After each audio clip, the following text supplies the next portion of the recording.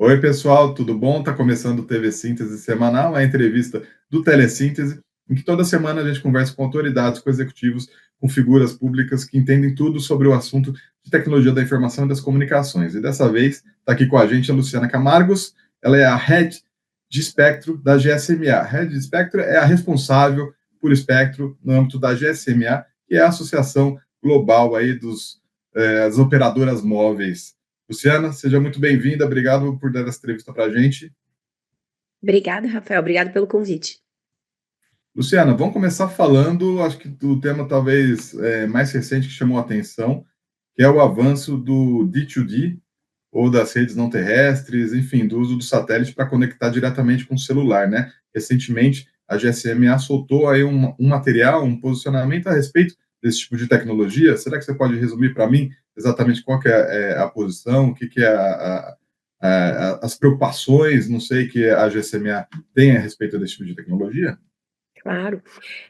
A GSMA está bastante empolgada com a tecnologia D2D, né? As redes não terrestres, elas envolvem vários tipos de tecnologia, a D2D é uma delas, e a gente está bastante empolgado com isso. Os nossos membros têm criado parcerias com os fornecedores de D2D no mundo todo, estão em testes, em alguns casos já em operação comercial, e a gente vê isso como uma evolução muito grande. Na verdade, tem 20 anos que a indústria aguarda esse momento. Desde 2000 que a gente falava na conexão por satélite, o IMT-2000 teria a componente satélite, mas demorou aí 25 anos para ela realmente acontecer. E a gente vê agora uma possibilidade, a gente vê que agora realmente é uma realidade, e é muito legal. Agora, não é, não é tudo perfeito, não é tudo simples, muito pelo contrário, é um sistema complicado, é um sistema que a tecnologia evoluiu bastante, e a gente vê que o D2D ele é oferecido hoje de dois modelos diferentes. Ele pode usar o espectro das operadoras, que é o D2D com o espectro IMT, ou ele pode usar o espectro das operadoras móveis satelitais, que é o D2D com o espectro MSS. Embora para o usuário final esses dois D2D sejam o mesmo, o usuário não vai reparar a diferença. Eu estou conectando via Starlink ou eu estou conectando via Inmarsat. Quem liga para quem está conectando via, não é? Mas, em termos regulatórios e de espectro, é completamente diferente. Então, a gente vê que o D2D com o espectro MSS, ele já é um serviço estabelecido, já existe uma estrutura regulatória, já existe tudo, porque o MSS existe há muitas décadas. Então, é uma coisa que já está estabelecido. Então, a gente vê aí a Inmarsat oferecendo, a gente vê a Skylo oferecendo, e a gente vê que não tem problemas de coexistência, é um serviço que usa outras faixas e um sistema já estabelecido. Esses operadores satelitais que utilizam essas faixas, eles são geoestacionários. Então, a capacidade desse serviço, ou o potencial desse serviço é menor, é um potencial realmente reduzido. A gente vê que eles estão fazendo SMS, SOS. Então, a gente vê uma coisa, mensagem de texto, é o que eles estão falando que podem fazer. Então, é interessante, se eu estiver no meio do nada e tiver um acidente, eu vou querer mandar um SMS, mas a gente não vê esses provedores crescendo para dados, porque há a limitação do satélite geoestacionário para conexão com o telefone móvel. E aí a gente vê o outro lado, que são esses operadores LEOs, né, os operadores de baixa órbita, que estão oferecendo já as constelações muito grandes, como a Starlink, como a ST, como a Link, que os testes mostram até chamadas de vídeo. Então aí há uma capacidade muito maior do sistema. Eles propõem operar com o espectro das operadoras, o espectro que a operadora não esteja usando. Isso por si só é uma dificuldade, porque a gente não tem operadora que comprou o espectro, pagou um absurdo pelo espectro e decidiu não usar o espectro. Então, isso já cria uma dificuldade. E a outra dificuldade é que ele teria que mudar a frequência de operação quando cruza fronteiras, quando vai para a área de outra operadora, e isso a gente vê que na prática está sendo mais difícil a implementação do que eles imaginaram que fosse. Então, ao longo desses 2 anos, desde que eu comecei a conversar com eles, no começo era, não, vai ser super simples, a gente vai simplesmente colocar na área de cobertura onde você não tem. E agora, não, eu preciso de 2 vezes 5 MHz nacional do seu espectro para poder operar.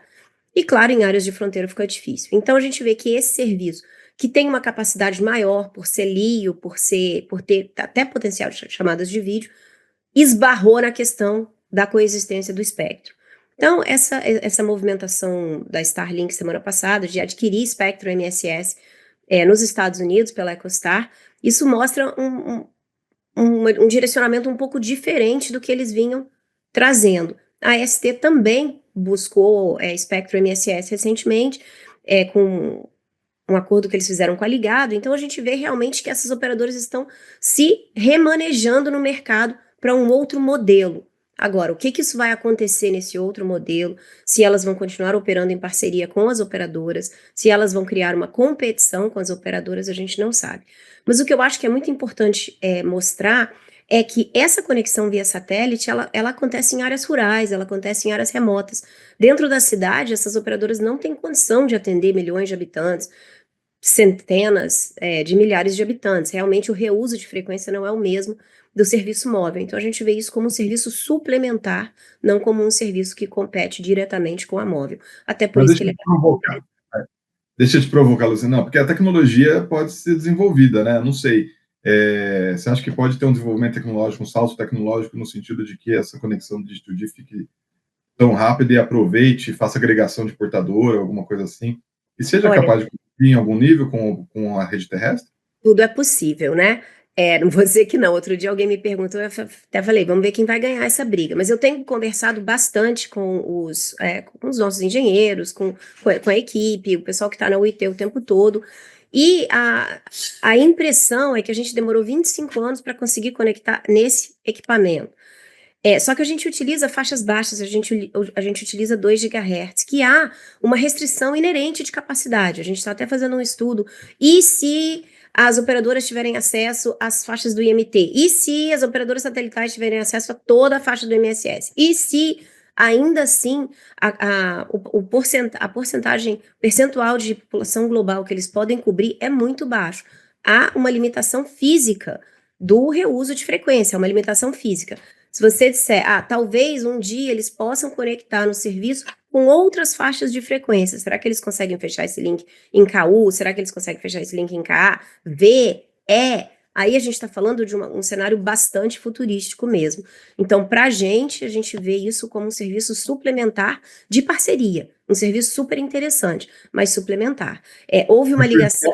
A Starlink comprou a espectro móvel, a espectro IMT, não foi? Não. Ela Não? comprou 2 tipos de espectro. Ela comprou porque a EchoStar opera na banda S, que é uma banda satélite, né? Então a EchoStar opera nessa banda S nos Estados Unidos, que é 2000 a 2020, 2180 a 2200. Essa é uma faixa atribuída para o serviço móvel por satélite.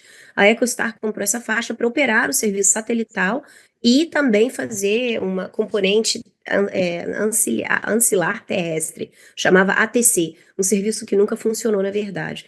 Então, mas é uma faixa do serviço móvel por satélite. Aí eles também compraram o bloco H do PCS, 2x5, que essa é uma faixa terrestre que não foi comprada para ser usada pela Dish, pela EchoStar, mas que na verdade nunca foi implementada realmente. Então a gente vê que é uma movimentação mais para o móvel por satélite do que uma movimentação do móvel. Eu acho muito difícil um cenário onde essas operadoras satelitais entrem em leilões para comprar espectro em todos os países do mundo. Porque mesmo se eles fizerem isso, eles não vão ter um espectro diferente, cada país vende diferente. E aí você vai continuar tendo essa modificação, cruzando fronteiras e indo para países, tendo que mudar, ressintonizar a frequência em cada país que vai. Quer dizer, para ficar claro, então a Starlink comprou espectro lá nos Estados Unidos, ela só pode usar espectro lá nos Estados Unidos, não é um espectro global que ela vai ter acesso no mundo inteiro.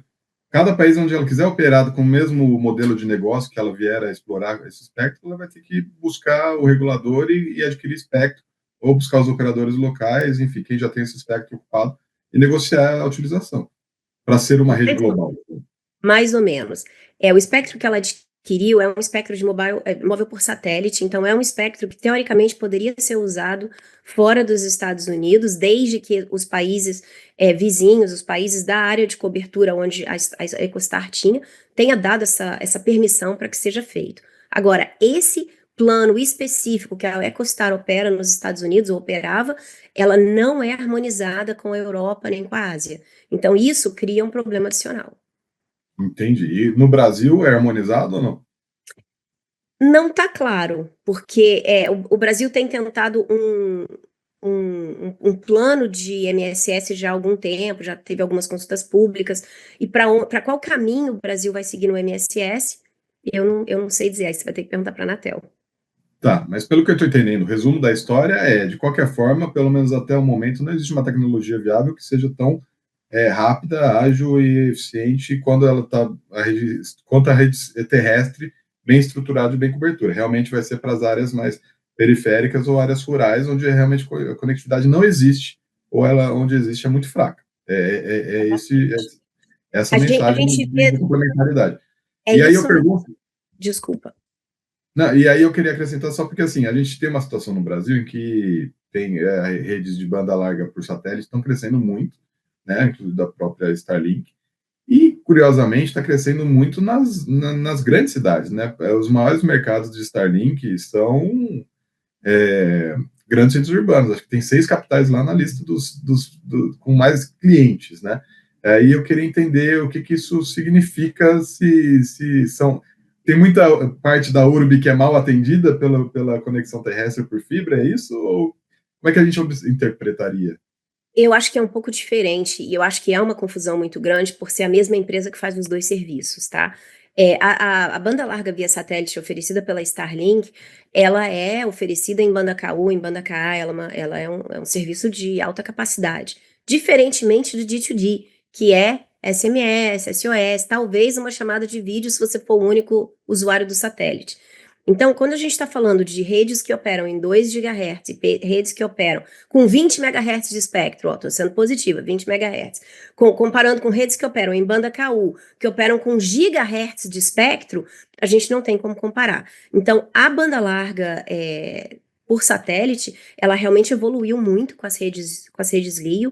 Eu acho que foi o grande salto que elas deram e hoje elas competem diretamente com a banda larga fixa e com a banda larga móvel. Questão de velocidade, questão de preço, questão de acesso, realmente ela está chegando com uma competitividade interessante, diferente do D2D, que é realmente bem limitado. Uma vez me falaram que o D2D, o que acontece nesse modelo do D2D? Nesse modelo do D2D, estavam querendo fazer com que as operadoras fossem, digamos assim, intermediárias. Então, a operadora vai lá e fornece o serviço para o cliente final, e, obviamente, usa daí o serviço, a rede por satélite da fornecedora por satélite do D2D. Então, é uma coisa adicional. Aí, muita gente de operadora me fala, olha, mas a conta não fecha, porque esse cliente que está em área remota, ou que está em área que não não paga, não são tantos os clientes, inclusive isso justifica a cobertura terrestre não ser tão ostensiva nessas áreas, e também esses clientes não pagam por um serviço tão assim dinâmico e ostensivo, né? Acho que essa é a palavra. Aí eu queria entender o que, que muda. As operadoras por satélite perceberam que não vão conseguir vender ou fazer essas parcerias comerciais, de repente com as operadoras móveis, para cobrir a área terrestre, e daí, de repente, a oferta direta pode ser a justificativa para ter desenvolvido o serviço? Olha, eu sempre fui bastante cética com relação ao business case do D2D. Eu não sei quem é que paga essa conta desses milhares de satélites colocados em órbita. Porque aí eu estou falando como Luciana, eu pessoalmente não vejo o usuário querendo pagar muito mais na conta dele por esse serviço adicional. Existe uma parcela premium da população que vai pagar um pouco mais, que gostaria de ter esse serviço adicional. Mas eu não entendo como a conta fecha.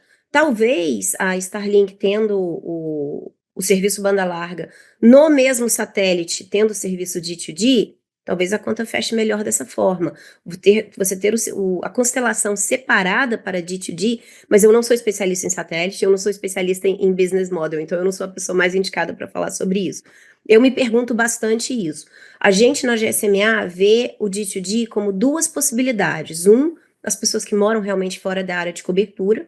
Hoje é 4% da população mundial, não é uma parcela relevante, mas é importante cobrir, né? Obviamente. E os 58% da população mundial que vivem sobre a área de cobertura, que são usuários do sistema móvel, mas que saem da área de cobertura. Todo mundo sai da área de cobertura eventualmente. Então, esses 58% que vivem dentro da área de cobertura, que são usuários, que saem. Então, a gente estava falando outro dia, gente que vai fazer vela, que vai esquiar, que vai fazer esportes radicais, que está fora da área de cobertura, ou até mesmo por questões de trabalho, que está fora da área de cobertura, a gente vê essas pessoas como clientes, como uma solução muito atrativa para áreas muito remotas, vai escalar, sei lá. São coisas muito importantes. É muito interessante, muito atrativo esse pacote extra que você compra. Agora, o nosso grande problema é que hoje existe uma parcela da população que a gente chama o usage gap, que é a parcela da população mundial que mora dentro da área de cobertura, mas não utiliza o serviço móvel. E esse, o D2D não vai ajudar, porque a pessoa não tem telefone, a pessoa poderia ter esse serviço, mas ela não usa por questão de custo, por questão de saber utilizar a tecnologia. Então, isso a gente tem que tratar com os governos, outras soluções para que essas pessoas sejam conectadas. Mas os Já é aquela 50... questão do desenvolvimento das digital skills, né? Oi? Já é aquela questão do desenvolvimento das digital skills. Exatamente. E tem a questão de custo, e tem a questão até de gênero. Cada região tem uma explicação. A gente publica um relatório anual chamado SOMIC, States of Mobile Internet Connectivity, que mostra por região qual é essa brecha de uso, essa brecha de cobertura e as razões da brecha de uso.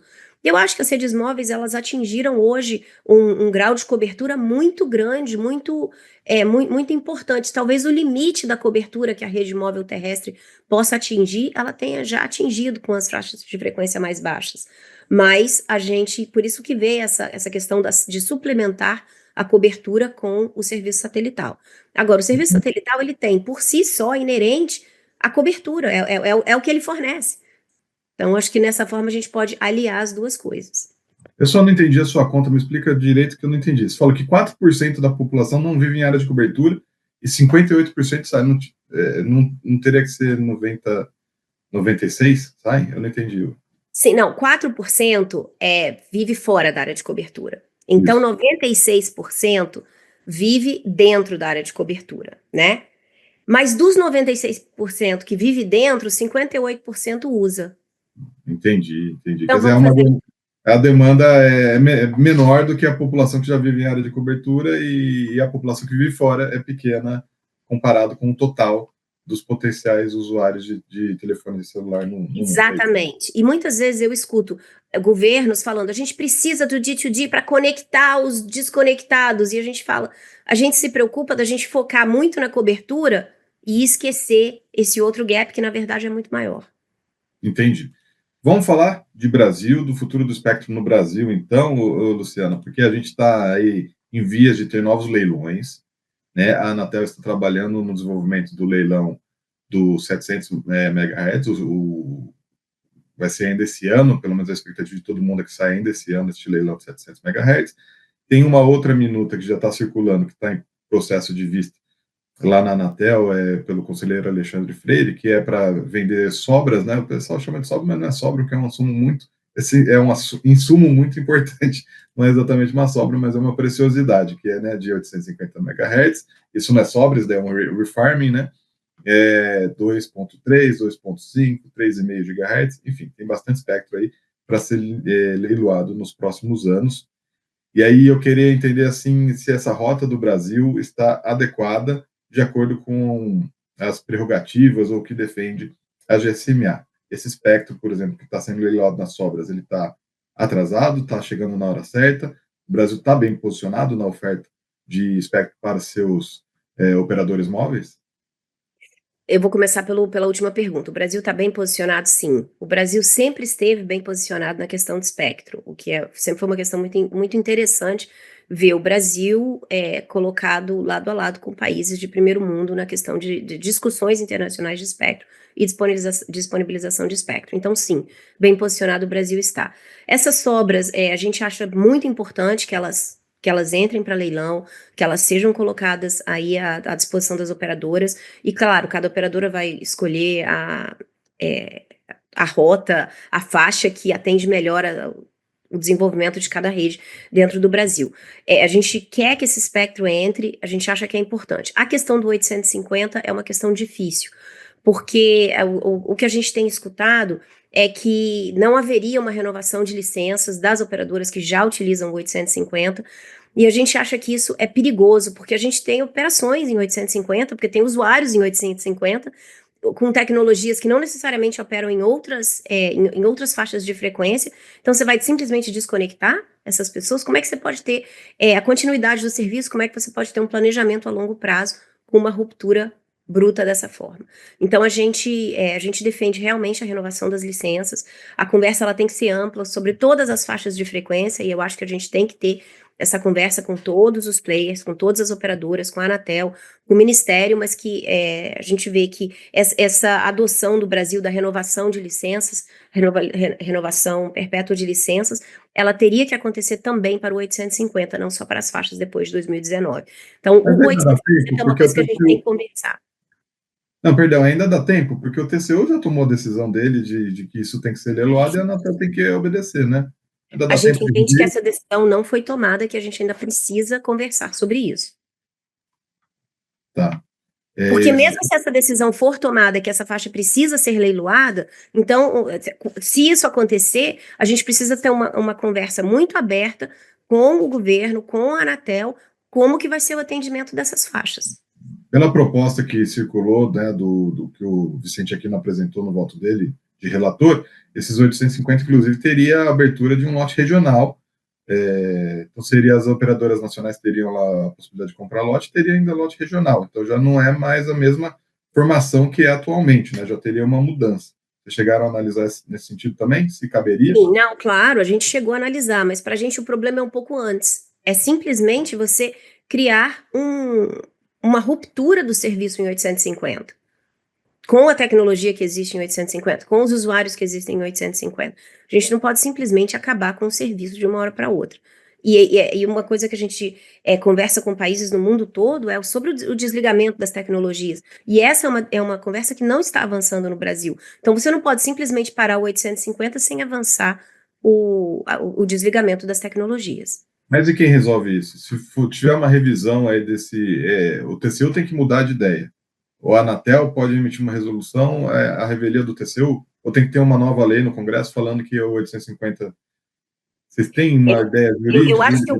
eu acho que o Congresso seria a opção menos viável aí, mas é uma coisa que tem que ser, faz parte de política pública, né? A gente defende que essa discussão do desligamento das tecnologias ela aconteça com as operadoras, com o governo, com o órgão regulador, todo mundo tem que ser envolvido nisso.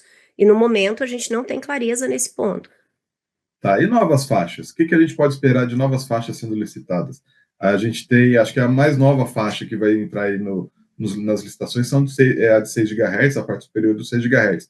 Mas e além dela? O que outras frequências as operadoras já trabalham ou os vendors já desenvolvem tecnologia que poderão chegar no celular das pessoas aí no horizonte de 10 anos, digamos? Olha, de 10 anos a gente vai ter que falar das faixas da conferência de 2027. Então, a Conferência Mundial de Rádio de 2027 está avaliando 3 faixas de frequência. O 4,5, que em princípio não é para as Américas, mas sabe-se lá o que a conferência vai decidir. O 7 GHz, que seria a extensão do 6, e o 15 GHz. Dessas 3 faixas de frequência, o 15 GHz não é uma frequência que nós consideramos atrativa, ela é uma frequência muito alta. Na verdade, quando você chega em 15, você já está quase em 24. A gente vê que as redes seriam muito parecidas com as faixas milimétricas. Então, as operadoras móveis, a indústria móvel tem focado no 4,5 e no 7 GHz. Quando a gente olha para as necessidades de espectro para 6G, que é um estudo que a gente já está fazendo, né, porque tem que planejar, a gente vê, e o 3GPP inclusive já falou, que o 6G ele vai operar em canais começando em 200 MHz. Então, da mesma forma que o 5G operou em 100 MHz, o 6G vai operar em 200 MHz, 200 a 400 MHz. Então, para conseguir canais que sejam largos dessa forma, a gente precisa estender um pouco as faixas. E aí, então, o 7 entraria nessa possibilidade. Não existe nenhuma posição por parte da Anatel, não existe nenhuma posição por parte de país nenhum hoje da identificação dessa faixa. A gente está no meio do ciclo, mas a gente vê que que essa é uma faixa que a indústria móvel está trabalhando e os fabricantes estão fazendo testes e tudo mais. E o 4,5, que é uma faixa que já está em operação no Japão, que já está em operação em alguns países, ela é bem perto, entre o 3,5 e o 4,8, então é uma faixa que a gente já entende melhor, né? E também está em estudos e discussão para a conferência de 2027. Então, eu imagino que o 6, além dessas duas faixas que estão em discussão, seriam as faixas que a gente estaria olhando para a próxima década. Mas os terminais, nenhum terminal, só no Japão tem terminal que trabalha com essa frequência de 4,5, né? Tem no Brasil, isso seria uma ativação over the air resolveria. Só para entender Olha, não, a gente tem que olhar os terminais que estão disponíveis. Essas faixas, elas são padronizadas no 3GPP, então não é muito difícil colocá-las no terminal, não. Já são faixas existentes, é só uma questão. Os fabricantes, eles colocam as faixas nos terminais quando há demanda daquela região, né? Então a gente não considera isso meio que o ovo e a galinha, não vai chegar antes de ter necessidade, qual é a hora da necessidade. O 6 já está padronizado no 3GPP, a gente já viu 2 licenciamentos que já aconteceram, né, em Hong Kong e nos Emirados Árabes, então também a faixa está chegando nos terminais e está chegando como disponível. E qual o preço dessas faixas? Você já tem uma ideia? Ela vai ser similar, o preço vai ser similar ao que se paga hoje pelas faixas de frequência? Preço é uma coisa que a gente não tem como falar, porque ela ainda não. A gente não tem comparação dela ainda, né? Então tá um pouco cedo. Mas ela é uma faixa média. Então a gente imagina que fica ali por conta similar às faixas médias. E o Brasil, você falou que o 4, né, 4,5 não tem ainda previsão para as Américas. Vai ter que ver o que vai sair em 2027, certo?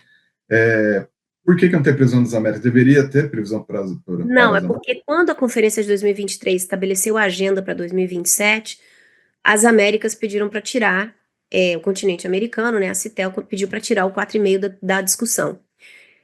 Depois disso, com a lei que passou nos Estados Unidos, eles estão analisando o 4,5. Então, ter saído da resolução não significa nada. O 6 GB na conferência passada não era para as Américas, e o Brasil e o México identificaram. Então, o que a conferência decide não necessariamente é o que está na agenda da conferência. Então, vamos aguardar as decisões e o interesse dos países, né? Caso haja interesse de países na região das Américas de identificar essa faixa, aí a conferência vai ter que avaliar.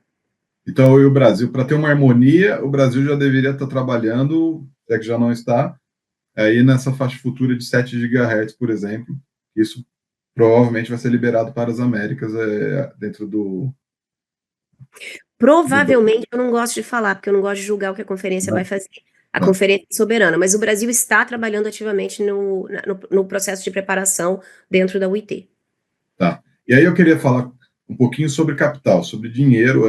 Espectro é um insumo caro, e aí eu queria entender a situação das operadoras. É um mercado de capital intensivo, e a gente não teve leilão em 2021, a gente já deve ter um leilão agora esse ano, e a Anatel quer fazer mais outro leilão pelo menos até 2028.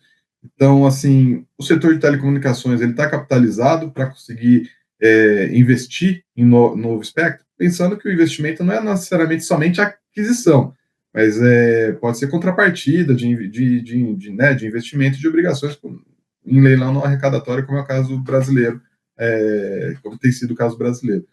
Enfim, as empresas estão com saúde financeira suficiente para expandir a rede nessas novas frequências? Olha, a questão de preço de espectro é um problema global, não é um problema só no Brasil. As operadoras estão com dificuldade no custo do espectro, não porque o espectro é caro, o espectro sempre foi caro, é porque o custo do espectro, hoje, ele é maior com relação à receita das operadoras do que ele era 10 anos atrás. Na verdade, aumentou 63%, porque embora o preço por megahertz tenha caído, a quantidade de megahertz adquirida é muito maior do que era no passado. Então, se você for pensar aí nos 700 megahertz, que foi uma faixa tão cobiçada pelas operadoras, e foi a faixa do 4G e tão importante, a gente estava falando de 2 vezes 10 megahertz para cada uma. No 3,5 é 100 megahertz. Então é bem maior. E quando você olha para o futuro, a gente está falando no futuro potencialmente de 200 megahertz. Então isso custa dinheiro. Eu não pago 10 vezes mais do que eu pagava na minha conta de telefone. Ninguém paga. Então a gente pede isso no mundo todo, que haja, que essa conta tem que fechar. Se a conta não fechar, as operadoras não têm como fazer investimento. O serviço ele só pode ser oferecido ao usuário se, caso haja, toda a conta feche. Então, isso é uma coisa importante. A gente lançou um estudo esse ano, em junho desse ano, maio, junho desse ano, que a gente está passando pelo mundo todo, explicando e comentando tudo sobre isso, que o custo realmente ele tem crescido para as operadoras. O último leilão no Brasil, foi um leilão muito interessante, muito mais de compromissos do que de dinheiro em si, e a gente usa esse caso do Brasil como um exemplo no mundo. O Brasil, realmente, o último leilão se tornou um exemplo de referência para a gente. O Brasil até ganhou o Government Awards na GSMA esse ano, por todo o trabalho no setor de telecomunicações. Então, eu acho que a parte de espectro é uma parte importante nesse award, mas é importante que a gente faça essa conta e essa conta feche. E aí é interessante isso que você falou do preço, porque também, alguns anos atrás, evidentemente, a população tinha ainda bastante gente mais para conectar, e a rede, conforme ela fosse se tornando melhor, vai trazendo novos clientes. À medida que o mercado já está bem consolidado e não tem novos clientes para entrar, não entra necessariamente nova receita, e aí é realmente você conseguindo complementar a receita com novos serviços, alguma coisa assim. Então, se o espectro não tem o preço assim, flexibilizado, digamos assim, em função dessa, né? Uma coisa é você ter a perspectiva de que, putz, eu ainda tenho 1 bilhão de pessoas para conectar. Outra coisa é assim, agora eu vou pagar pelo espectro, mas eu tenho 10 mil pessoas para conectar. É uma diferença bastante grande na hora que você vai fazer o cálculo aí do negócio para se pagar no futuro, né? Mas desculpa, eu digredi, eu queria só voltar na parte das licitações a respeito das exigências. Você falou que o Brasil tem sido uma referência, o Brasil fez no leilão 2021 exigências ali de cobertura para as operadoras, elas terem que investir para melhorar a cobertura, melhorar a backhaul, melhorar alguns serviços, tinha até rede privativa de governo, enfim, tinha alguns compromissos desse tipo. O próximo leilão, esse leilão que a gente comentou, que foi relatado pelo Vicente Aquino, traz ali, inclusive, algumas exigências relacionadas a ESG. E aí eu queria entender a posição de vocês a respeito desse tipo de exigência. Eu queria saber se vocês acham que os leilões, os editais de licitação, são propícios a ter tipo de compromisso que não sejam necessariamente diretamente ligados ao setor de telecomunicações. O ESG não é uma coisa, é uma coisa transversal, né? Mas não é uma obrigação de cobertura, não é necessariamente ESG. Diminuir carbono não é necessariamente ESG. Então eu queria saber o quanto isso vocês acham que é factível e salutar dentro dos editais, se vocês acham que faz sentido. Olha, a GCMA tem uma campanha muito grande sobre isso, né? Sobre esse tipo de compromisso, esse tipo de trabalho com as operadoras a gente faz, tem uma força-tarefa, é uma coisa muito grande. Agora, qualquer tipo de compromisso tem que ser razoável. E aí é uma coisa que a gente vai ter que conversar com as operadoras para ver se o compromisso proposto é razoável ou não é razoável, só elas podem julgar, mas esse é um trabalho que a gente faz realmente fortemente no mundo todo. Inclusive, Tá a gente bom. tem um relatório interessante que a gente lançou, acho que há 2 anos atrás, sobre a relação entre as decisões sobre espectro e as emissões de carbono. E qual que é a conclusão, você sabe? A conclusão é que você tem, quanto mais nova a tecnologia, mais eficiente ela é, então a gente realmente, a gente com a palavra que eu estou tentando procurar em português, a gente incentiva que utilize a tecnologia mais nova. O 5G é muito mais eficiente em termos de gastos energéticos do que o 4G, do que o 3G, do que o 2G. Também faixas mais largas, você economiza bastante energia, canais mais largos, você vai tentar agregar, cada vez que você agrega mais, você utiliza mais energia. Então tem várias soluções que a gente propõe para dar a nossa contribuição a essa causa tão importante. Luciana, muito obrigado pela sua presença aqui, foi ótimo. Você sabe tudo desse mercado de espectro, é impressionante, sabe todos os números, todas as frequências de cabeça. Parabéns, muito obrigado pela atenção, viu?